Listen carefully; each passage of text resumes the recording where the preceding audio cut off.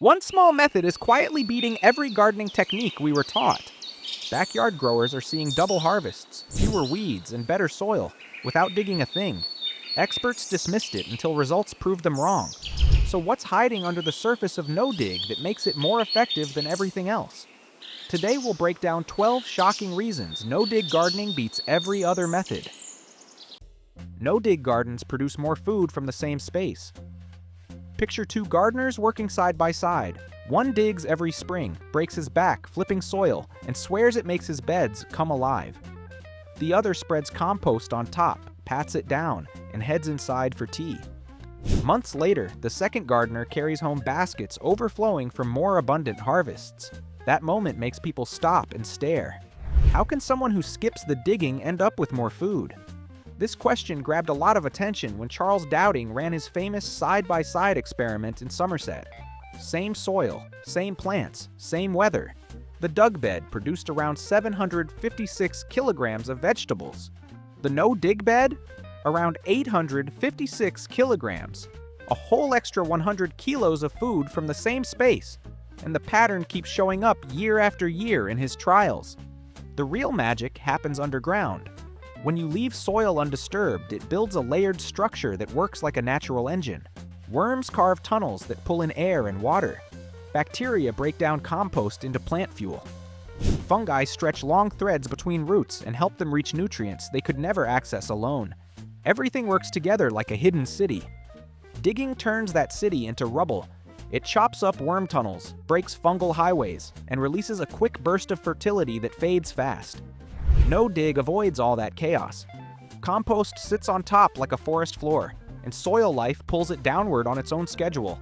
Plants end up with richer food, steadier moisture, and deeper roots.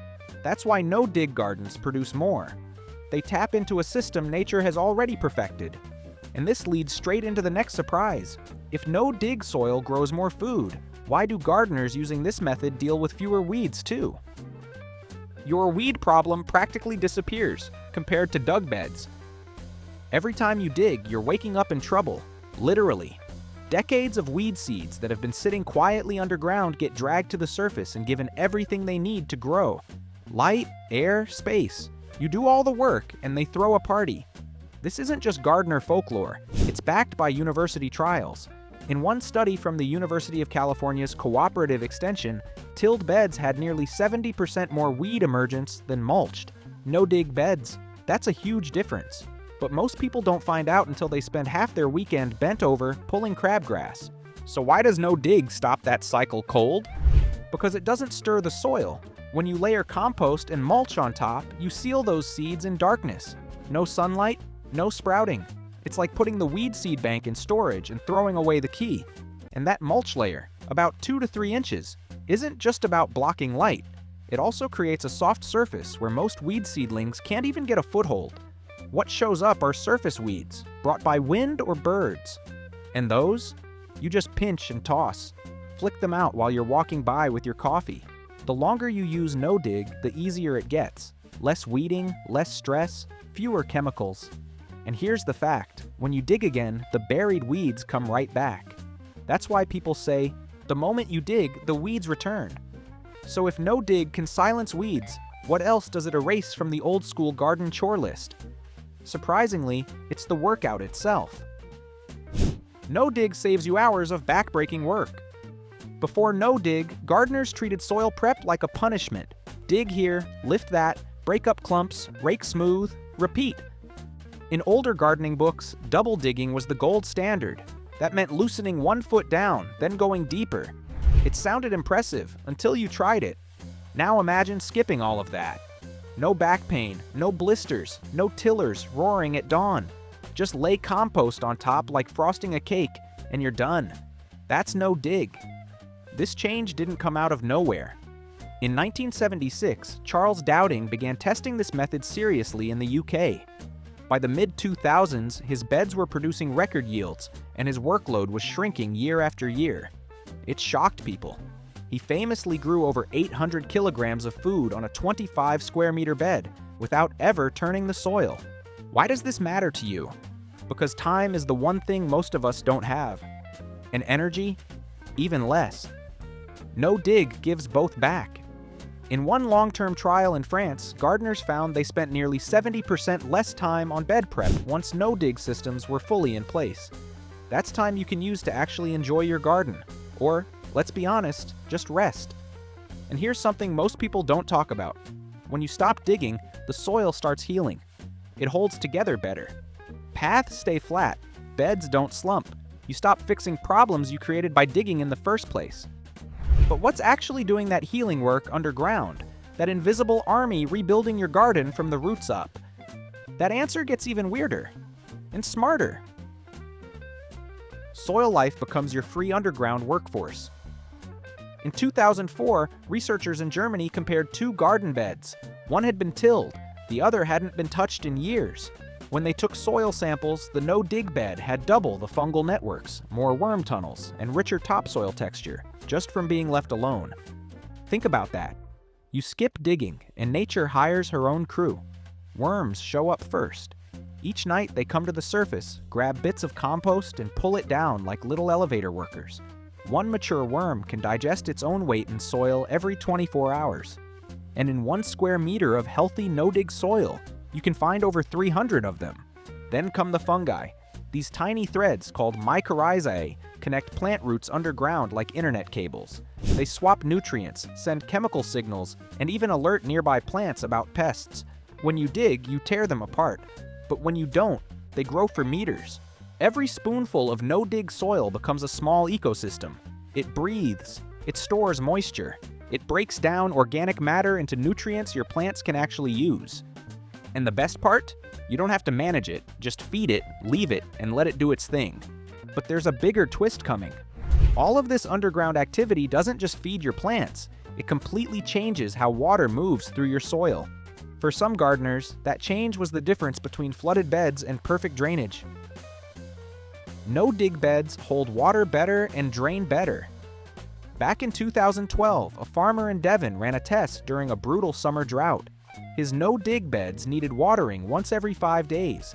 His dug beds, just meters away, dried out in under 2. Same compost, same sun, but wildly different results.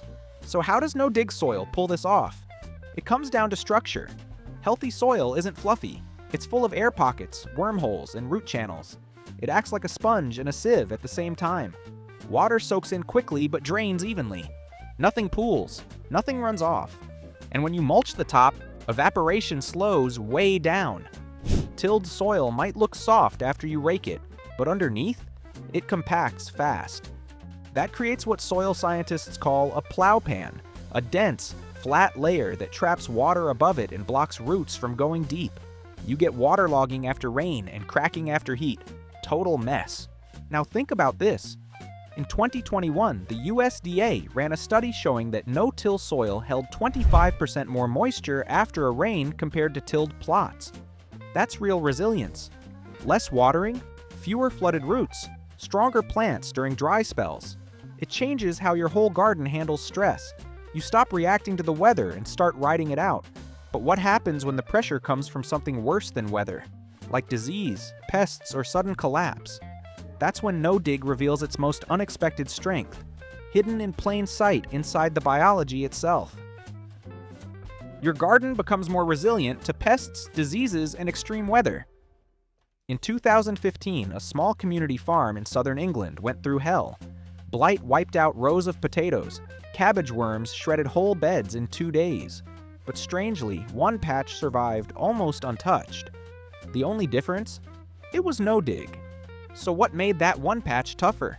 When soil stays undisturbed, you get more than healthy roots. You get a defense system. Beneficial fungi and microbes, especially mycorrhizal networks, live longer and grow stronger. They team up with your plants, helping them pull nutrients faster and fight off disease. You're not just growing plants, you're growing allies underground. Good soil structure helps above ground too. Fewer puddles in the rain, fewer cracks in a heat wave. Mulch cushions the surface, keeps it cool, and slows evaporation. One trial in Colorado showed no-till plots had 50% fewer pest outbreaks than tilled plots, simply due to stronger plants and more predators like ground beetles. It's all connected. The more life your soil holds, the more balanced your garden becomes. You stop chasing bugs with sprays and start noticing balance coming back. That shift doesn't happen overnight, but it sticks. Year after year, the system stabilizes itself. But what if your starting soil is compacted, rock hard, or covered in weeds? That's where no-dig does something even longtime growers call unbelievable. It transforms junk soil without lifting a shovel. No-dig turns terrible ground, or lawn, into fertile beds fast. A woman in Chicago turned her dead lawn into a tomato jungle. No rototiller, no topsoil delivery, just cardboard, compost, and time. 6 months later, she was picking cherry tomatoes by the bucket. Her neighbors thought she brought in truckloads of dirt. She hadn't moved a single clump. That process has a name: sheet mulching. You lay cardboard or newspaper over grass or weeds, then dump 4 to 6 inches of compost and mulch on top. That's it. Nature handles the rest. No digging, no stripping sod, no hauling rocks. Worms chew through the cardboard. Fungi break down the roots below. The whole thing turns into rich, crumbly topsoil in a matter of months. In 1999, Oregon State researchers tested sheet mulch setups on compacted clay. Within 90 days, soil structure improved by 40%. Microbial activity doubled. And weeds? Gone. They didn't stand a chance under the cardboard layer. This method works almost anywhere: lawns, driveways, weedy lots. Gardeners have even revived soil with lead contamination using deep no-dig layers. It's one of the fastest, cheapest ways to flip a dead spot into a living bed. And once the soil turns, it keeps getting better. Each year adds more life, less compaction, fewer weeds. But while that's impressive, the biggest global impact of no-dig isn't just in your yard. It's what happens when millions of gardeners stop flipping their soil, and what that means for the atmosphere. Because there's one habit that's been releasing massive amounts of carbon for centuries.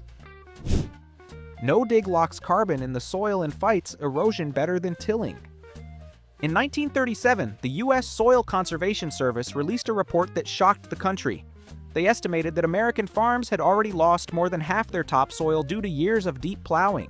That same year, scientists confirmed something else. Every time soil gets turned, huge amounts of carbon escape into the air.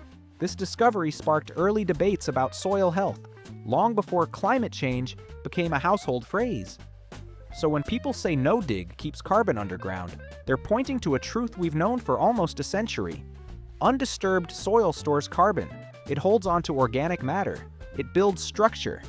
And when you cover the surface with mulch or compost, it traps even more. In 2020, a Canadian study compared tilled and no-till plots over 10 years. The no-till soil gained carbon. The tilled soil lost it. Simple as that. But here's where it gets even more interesting. Erosion rates dropped by up to 80% in no-till fields. Soil stayed put during storms instead of washing away like loose sand. Mulch slows heavy rain. Fungi tie soil particles together. Worm tunnels help water move down instead of sideways. Everything works with gravity instead of against it. This makes your garden tougher during storms and calmer during dry spells. It's a quiet kind of protection that happens day by day. But saving carbon and topsoil sets up a bigger question. What happens to your wallet when you stop buying the usual stuff that gardeners think they need, year after year, in the name of healthy soil that digging damaged in the first place? You need fewer chemicals, machines, and inputs. In 1983, a horticulture professor in Iowa published a strange observation. Gardeners who stopped tilling used far fewer fertilizers, and their soil tests improved faster than the tilled plots. The professor wrote, "The soil repaired itself once disturbance stopped." This idea felt radical at the time, but the numbers matched what gardeners were quietly seeing. Fast forward, and the pattern shows up everywhere. No-dig gardeners use less fuel because rototillers stay in the shed. They buy fewer bags of fertilizer because microbes take over the job. And weed killers fall off the shopping list because mulch blocks most weeds before they sprout. Every gardener who switches feels the shift within one growing season. Mulch reduces surface weeds. Compost feeds slowly and steadily. Fungi deliver nutrients more evenly than any synthetic mix. All of this cuts the need for chemical boosters that only patch over deeper soil issues. When your soil stays alive, you stop fighting it. In 2017, a survey from the University of Kentucky showed home growers using no-till saved up to 60% on garden inputs within 2 years. That's real money saved just by letting soil settle and breathe. So your budget shrinks, your supply list shrinks, and your stress shrinks too. Everything becomes simpler because the soil does most of the work. But less spending and fewer chemicals reveal something even more personal: what happens inside the plants themselves when they grow in soil that stays alive. And that part has created some bold claims, including one backed by nutrient tests from long-term no-dig plots in 2019 that turned a few heads in the gardening world. Plants are healthier and often more nutrient-dense. In 2019, a soil lab in Devon compared lettuce from a no-dig garden with one grown in dug, fertilized soil just 30 feet away.